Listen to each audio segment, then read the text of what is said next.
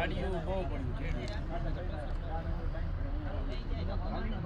ખાલી ગાડી જ નથી એટલે કે લાઈન કરી ગાડીઓ લાગતી હોય ચલાવવાની એવું બધું હોય ચલાવણી વાળું હોય કે શાક નંબર ઉકે લાઈન પડી આમ કરે તેમ એમાં ટેમ જાય